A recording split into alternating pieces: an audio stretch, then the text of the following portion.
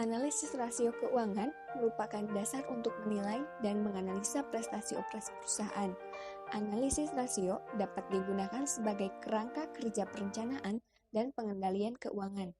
Adapun analisis rasio keuangan terdiri dari rasio likuiditas, rasio solvabilitas, rasio aktivitas, dan rasio profitabilitas. Dari laporan keuangan yang telah disediakan, kita diminta untuk menghitung analisis rasio keuangan tahun 2019. Yang pertama, kita hitung rasio likuiditasnya. Rasio likuiditas ini terdiri dari current ratio, quick ratio, dan cash ratio. Yang pertama ada current ratio. Rumusnya, aktiva lancar dibagi utang lancar.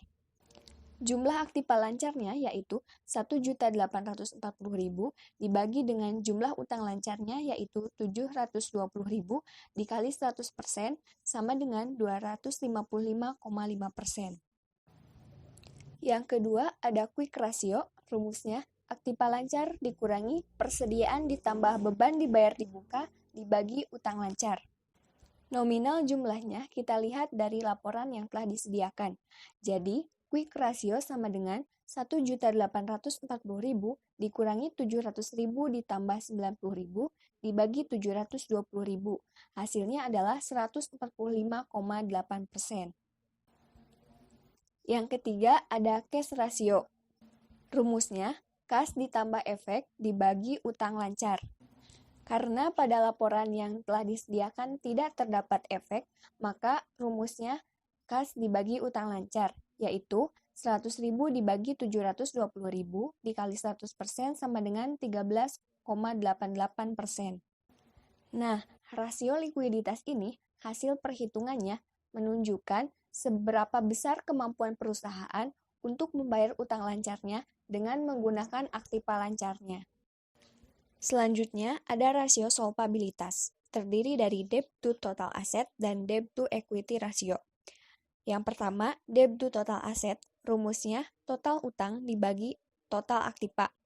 Dari laporan yang telah disediakan, terlihat bahwa jumlah utangnya 1.320.000 dibagi dengan jumlah aktivanya yaitu 3.020.000, sama dengan 43,70%. Yang selanjutnya ada debt to equity ratio. Rumusnya total utang dibagi total modal. Sama dengan 1.320.000 dibagi 1.700.000 dikali 100% sama dengan 77,64%. Nah, hasil perhitungan dari rasio solvabilitas ini menunjukkan seberapa mampu perusahaan dalam membayar hutang-hutangnya, baik hutang jangka pendek maupun hutang jangka panjang. Kemudian, kita akan menghitung rasio aktivitas tahun 2019 dengan menggunakan data-data yang terdapat dalam laporan keuangan yang telah disediakan. Yang pertama, ada perputaran aktiva tetap, rumusnya penjualan dibagi aktiva tetap. Jadi, perputaran aktiva tetap tahun 2019 sama dengan 3 juta dibagi 1.180.000 dikali 100% sama dengan 254,25%. Yang kedua, ada perputaran total aset. Rumusnya, penjualan dibagi total aset. Jadi, perputaran total aset tahun 2019 sama dengan 3 juta dibagi 3.020.000 sama dengan 99,33%. Perhitungannya kita persentasekan. Hasil perhitungan dari rasio aktivitas ini mengukur sejauh mana efektivitas perusahaan dalam menggunakan sumber dayanya.